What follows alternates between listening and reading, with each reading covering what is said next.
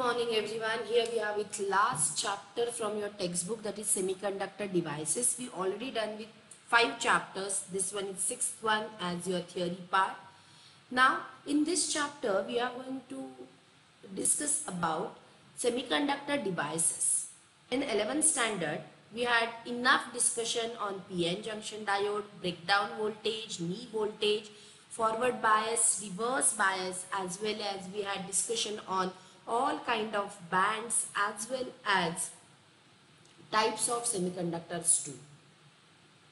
Here we are going to start with few other concepts, but before we'll start with this, we have to discuss about that all basic points again. Why? Because of till the point you didn't knew about that basic concept, you cannot get exact idea about further concepts. It means we have to discuss about PN junction, we have to discuss about covalent band, we have to discuss about valence band, their bonding, their characteristics, then what is extrinsic semiconductor, what is intrinsic semiconductor, what is difference in between PN junction diode क्या होता है, P type, N type मतलब क्या होता है, ये सारी चीजें जब तक हमारे दिमाग में जाएंगी नहीं तब तक हम नया कुछ रिकॉइल नहीं कर पाएंगे, नया कुछ मगअप नहीं कर पाएंगे. So when we are going to consider these all basic concepts, first of all, without wasting a single minute, let's start with that basics and then we'll move towards next point. Is it okay for all of you? I hope. So let's start with that basic concept. So we are going to start with what is covalent band, what is energy band, वहां से हम शुरुआत करेंगे ताकि हम यहाँ तक पहुंच जाए. This switching action of diode allows its to be used as rectifier. ये जो आपको यहाँ पे स्टेटमेंट दिया गया है, इसके पहले का सारा जो कुछ है वो आपको वापस पता होना जरूरी है, बिकॉज ऑफ ये बाकी सब जो एप्लीकेशन बेस है उसके पहले वो एप्लीकेशन आया कहाँ से, which concept, from where, when to use, how to use, these all answers to be given. So let's start with that basic concept first. Let's start one by one. Now we know that electron energies in an isolated atoms are distributed with number of waves. An isolated atom has its nucleus at the center, which is surrounded by a number of revolving electrons. These electrons are arranged in number of different and discrete energy levels. A large number of atoms are packed during formation of solid. The outermost electronic energy levels in a solid are occupied by electrons from all atoms in a solid. During this process, the sharing of the outermost energy levels and resulting formation of energy bands can be easily processed. Any energy level can accommodate only 2 electrons in it. According to quantum mechanical laws, the energies of electron in free atoms cannot have arbitrary values, but only some definite values. However, if an atom belongs to a crystal, then energy levels are modified. This modification is not appreciable in the case of energy levels of electron in the inner shells, but it's quite different for outermost, because of electrons are shared by many neighboring atoms. Due to influence of high electric field between the core of the atoms and the shared electrons, energy levels are split up, or there is a formation of different energy levels takes place.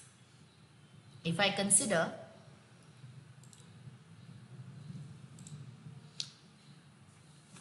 energy band distribution in any atom, let us start with the sodium atom only. Now we know that when we consider sodium, its atomic number is 11, the electronic configuration will be 1s2, 2s2, 2p6 and 3s1. Now the outermost level 3s can take one more electron to be stable, but it is half filled in a sodium.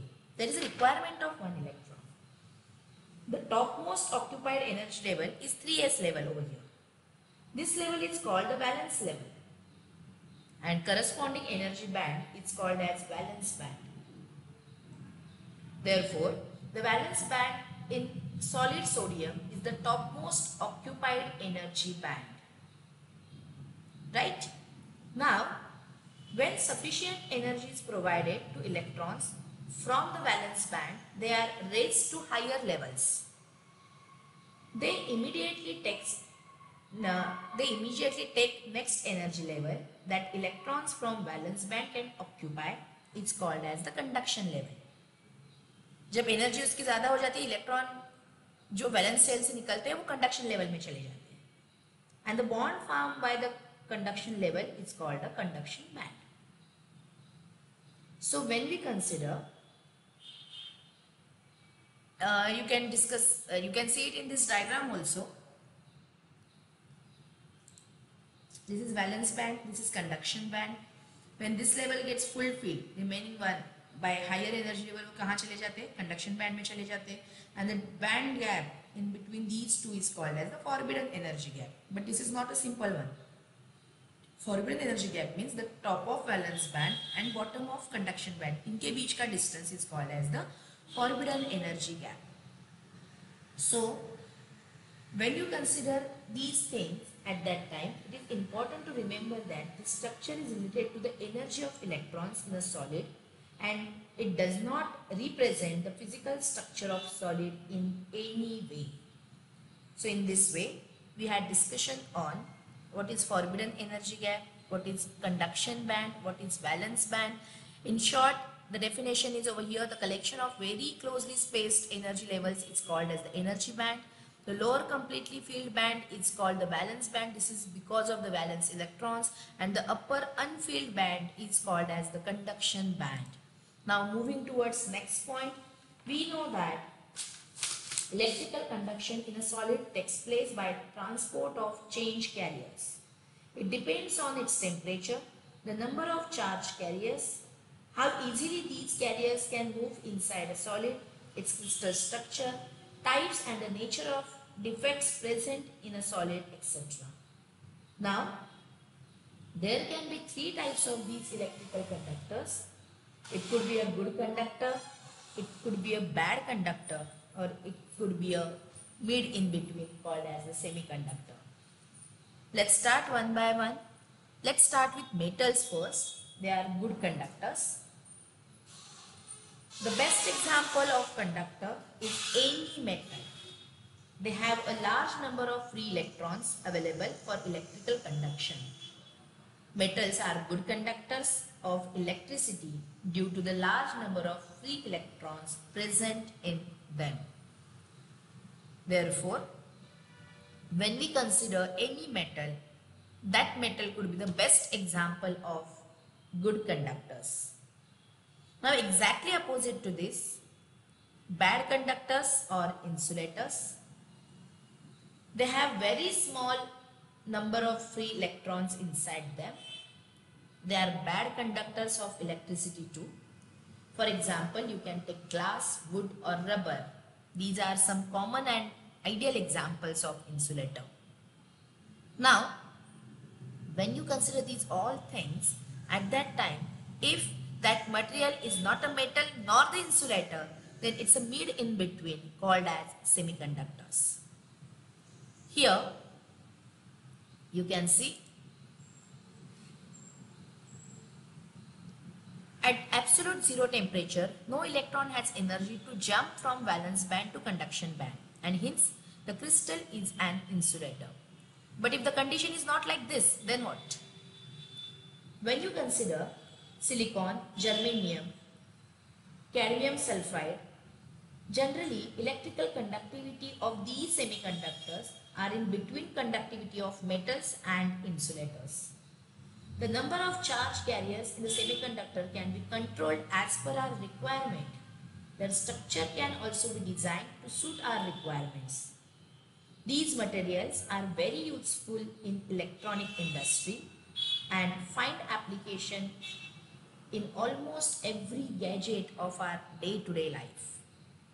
So when you consider these all things at that time, variation of electrical conductivity of semiconductors with change in temperature is a very useful property, and because of this property we can find out application in large number of electronic devices. Basically, these semiconductors are divided into three main types: elemental semiconductors, compound semiconductors, and organic semiconductors.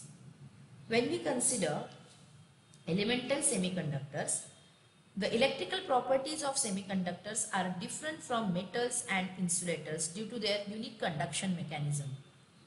When you consider that germanium or silicon atom, the electronic configuration of these elements plays a very important role in their electrical properties. Why? Because of they are from fourth group of elements and they have a valence of 4. Their atoms are bounded by covalent bonds. At absolute zero temperature, all the covalent bands are completely satisfied in a single crystal of pure silicon or germanium. So basically, we require this germanium or silicon atom in an electronic industry. Elemental semiconductors and compound semiconductors are basically widely used in day-to-day life, but organic semiconductors are relatively new as compared with both of them, and they have quite less applications also. Now the next question arises over here: how we classify semiconductors as a pure or impure? It depends on the impurity of that particular molecule or atom. As an electron leaves the valence band, it leaves some energy level in band as unfilled. Such unfilled regions are termed as holes in a valence band. They are mathematically taken as a positive carriers.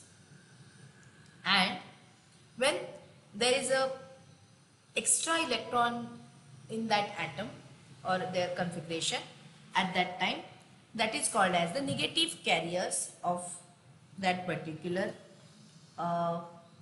region or unfilled region. Let's move towards next point. We are going to start with main types, that is pure semiconductor and impure semiconductor. Intrinsic or pure semiconductor. You can see it over here. Intrinsic semiconductor are pure semiconductor, such as we consider as a pure silicon or germanium.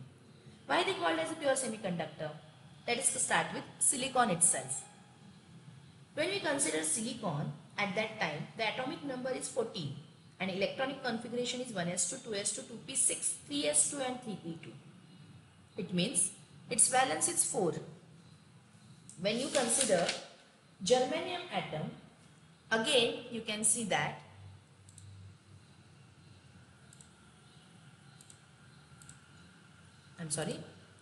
again you can see that this overall covalent band and valence bands are purely filled. There is not a requirement of electron to accept or to donate. So they are again valence of 4. This is surrounded, this one germanium atom is surrounded by 4 any kind of atoms we consider as a silicon atoms. So one germanium atom is surrounded by 4 germanium atom, or one silicon atom is surrounded by 4 silicon atoms. So there is no requirement of any accepting of electron or donating of electron. That's why at absolute zero temperature all valence electrons are tightly bound to respective atoms and covalent bonds are complete in this case. At room temperature a few covalent bonds are broken due to a thermal oxidation and some valence electrons can gain energy. So we can say that a valence electron is moved to the conduction band. It creates a vacancy in the valence band. Now, after creating a vacancy, what happened?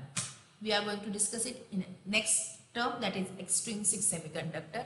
But before that, why it is called as the intrinsic carrier concentration or intrinsic semiconductor? Why? Because of the here in intrinsic semiconductor, the number of thermally generated electrons are always equal to the number of holes, and if I consider N and P are concentration of electrons and holes, then N is equal to P is here. Now, what is doping level? Doping is the process of deliberate addition of very small amount of impurity into an intrinsic semiconductor. Why we require this doping? Because of, you can get that answer over here. We require that doping because no electronic devices can be fabricated using them because of this purity. Addition of a small amount of suitable impurity to an intrinsic semiconductor increases its conductivity appreciably. That's why we require adding of impurity, and that adding of impurity is called as doping. Methods of doping: heating the crystal in the presence of doping atoms, adding impurity atoms in the molten state of semiconductors, bombarding semiconductor by ions of impurity atoms. Exactly opposite to this, the next part is extrinsic or impure semiconductor. When a semiconductor of group 4 such as silicon or germanium is doped with a pentavalent impurity, in that form, that one is a pure semiconductor, there is not a requirement of donating or accepting the electron, but here because of this impurity, there are two types of semiconductors basically takes place. One is N-type semiconductor and one is P-type semiconductor. These are because of impurities like trivalent impurity or pentavalent impurity. Here we are going to start with the N-type semiconductor.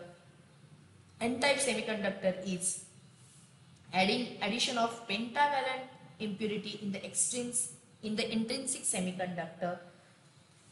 Here you can see when germanium is doped with arsenic, the 4 valence electrons of arsenic form covalent bonds with 4 germanium atoms, and the 5th electron of as atom is loosely bound. Now, ये electron का होगा क्या? The force of attraction between this mobile electron and the positively charged impurity ion is weakened by the dielectric constant of a medium. So, such electron from the impurity atoms will have energies slightly less than the energies of the electrons in the conduction band. ये electron को निकालना है यहाँ से, वो अपने आप से निकल जाएगा because of that less impurity, less energy levels. Therefore, the energy state corresponding to the 5th electron is in the forbidden gap and slightly below the lower level of conduction band.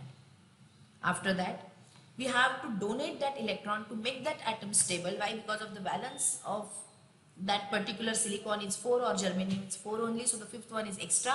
We have to donate that electron, and this energy level is called as the donor level, and the impurity atom is called as the donor atom.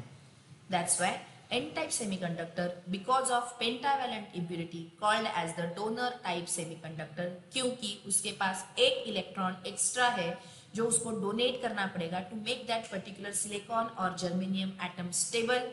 That's why it is called as the donor impurity or donor atom. Let's discuss about carrier concentration in N-type semiconductor.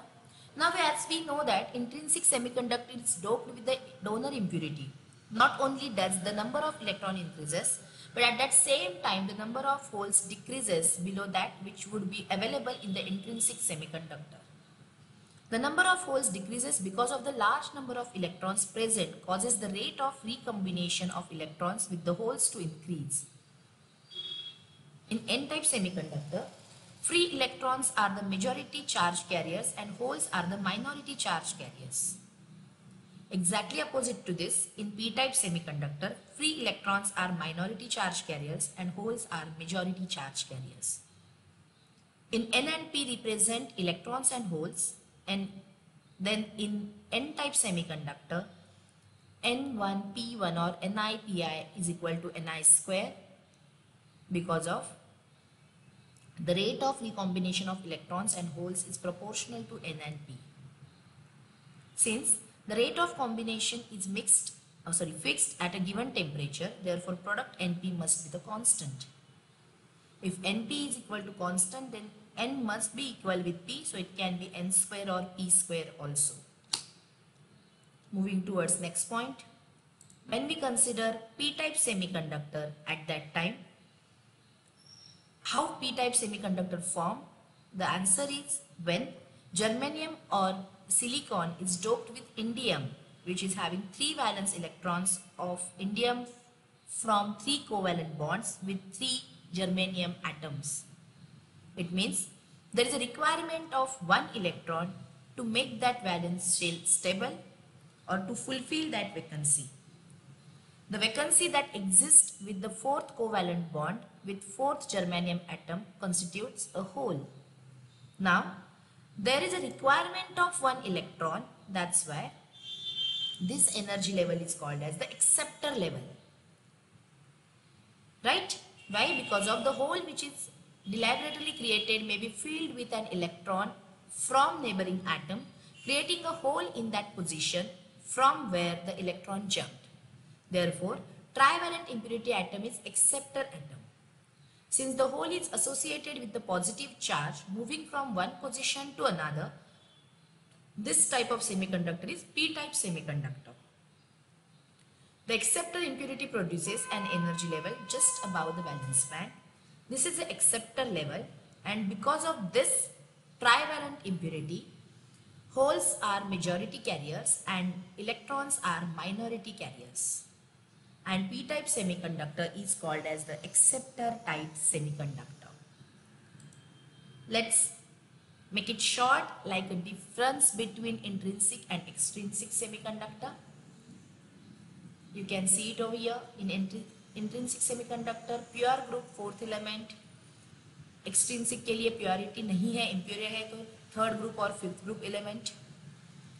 Conductivity is only slight in intrinsic, greatly increased in intrinsic.